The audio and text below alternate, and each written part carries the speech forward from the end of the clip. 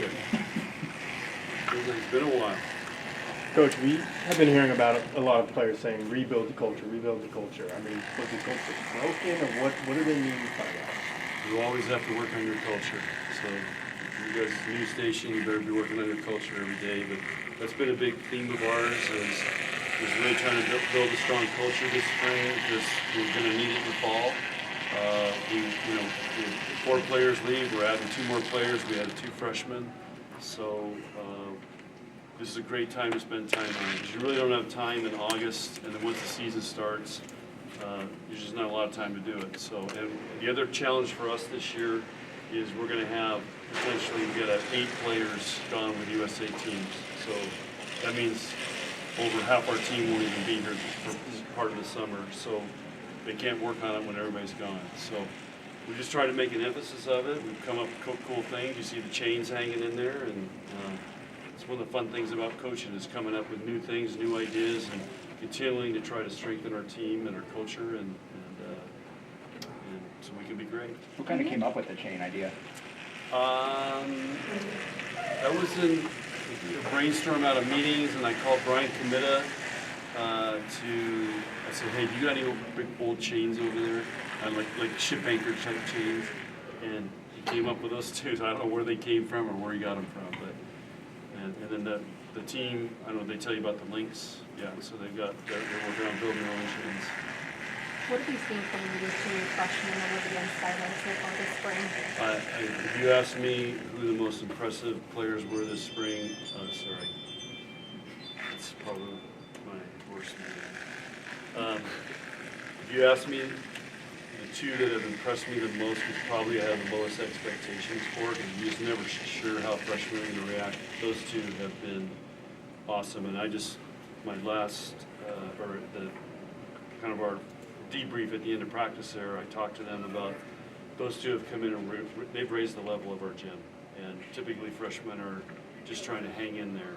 And I don't know if you guys know, but Lydia's house got taken out by the tornado, and that kid was 38 years old. And I complimented her on, here's somebody whose family just lost their house. They're trying to figure out where to live. It's not even, I mean, she's coming in here and performing really, really well. So very impressed with those 2. You had more practices than a typical spring this year? Nope, same amount, 6 weeks. Yeah, we just started later. Spread it out? Nope, we just went six weeks straight. So this is week 6 for us, and so that's what we normally do. Do you still get the same level of excitement ahead of the spring match every year? Yeah, I just did radio interviews today out with the stations out west. Nate can tell you which ones, Doug and Daddy and Jason Jorgensen on the KRVN or whatever, but those are all my people out there now, the farmers, the horse people, the cattle guys. And we do that during the fall. I do weekly shows with them, but it's just, you hear the tone and excitement in the people's voices in Kearney, where we're going, and I just know the last couple of years what it's felt like and how the reception that we get, and this is going to be another one that's going to be really special. Allie play, but you don't.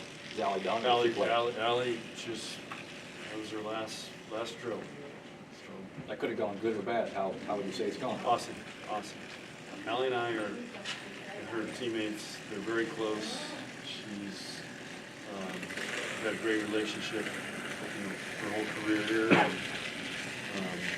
so there's nothing but mutual respect, and I want her to stay in touch and still feel part of Nebraska volleyball. Everyone available for the match on Saturday? Harper going to play? I'm not saying who's playing, but everybody's available, yeah. What does it mean to you, the spring match coming up, what does it mean to be able to kind of go to all these different smaller towns around Nebraska and share that love of Nebraska volleyball with the whole state, where all those people out there might not be able to come to the Devaney and see a game? Well, that's one of the things I talked about on the radio today is that Lindsay told me that when it sold out in 46 minutes and you had to pay cash. I'm like, what do you mean? I don't even carry cash.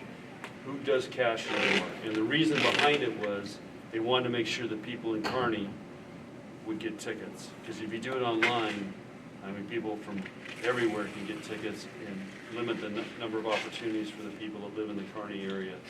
So that just tells you right there, it's going to be locals, and that means a little more to us, and it will mean a lot to them. How can you challenge Merritt to keep raising the bar when she's already set such a high standard? Easy. That's the first talk we had after Beach got over was, how do you go to the next level?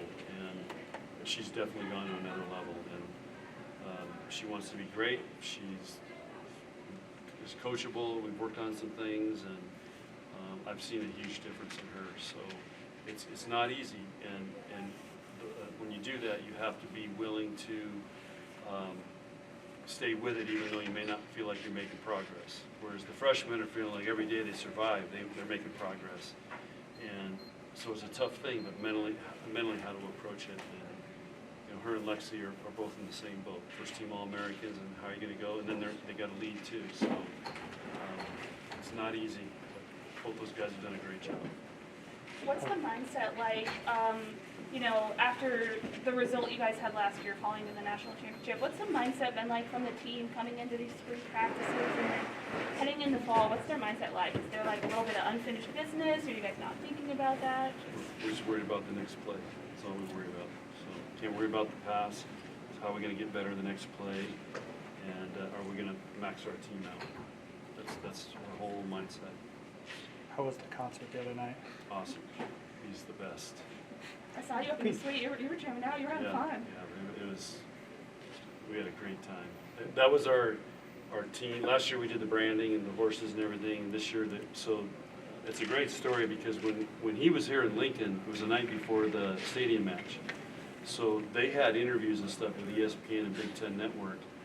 I got 2 tickets last minute to go and took Lauren, my daughter, and we had a great time. And I just said it's the best concert I've ever been to.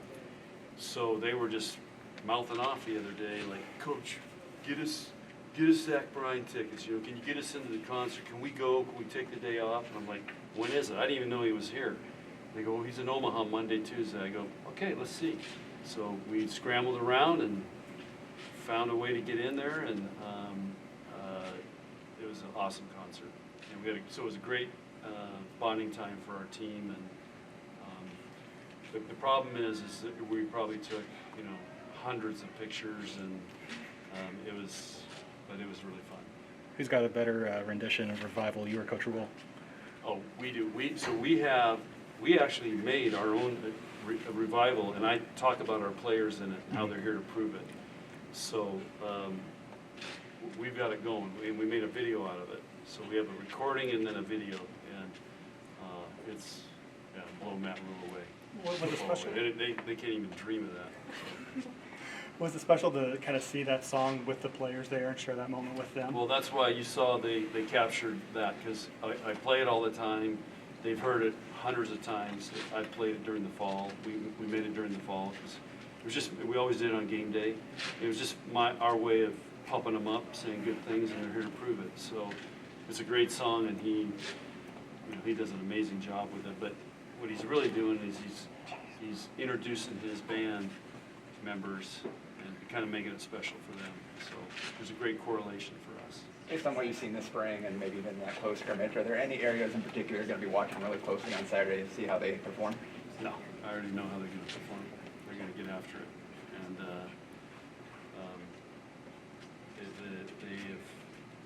they've improved in every area of the game this spring. So I told them I'm not sure we've ever had a team play at this high level in the spring as we have this year. And part of it is because we got a big group. Allie's in there, and but remember our younger players are all a year older now, so they know what it's like. And again, those freshmen did not lower the level; they raised the level. So it's been a very, very competitive spring, and I'm always tinkering, trying new drills. We did a couple new drills this week. They really like it. Probably in the fall we'll do the same drills over and over every day, but we tried some new drills and new training methods and different ways to teach, and that makes it really enjoyable for me as a coach, and it's challenging for them. It's something new. Final questions? And then from a coaching perspective, what changes have you made for the new rule in the next season with the NCAA double contact rule? There was a ball, so I blew the whistle in our practice. Lindsey Krause set an awful set today, and I went like that. Can't blow the whistle. If it's a second contact, anything goes. So, and it was as ugly as it can get. I went and stopped it. So that's how we're handling it, and there's no pressure now. And now, if somebody takes it over on the second contact and double hits it, then that'll be called. We actually had that called yesterday. So. All right, thank you. Okay, guys, Thanks, thanks. All right.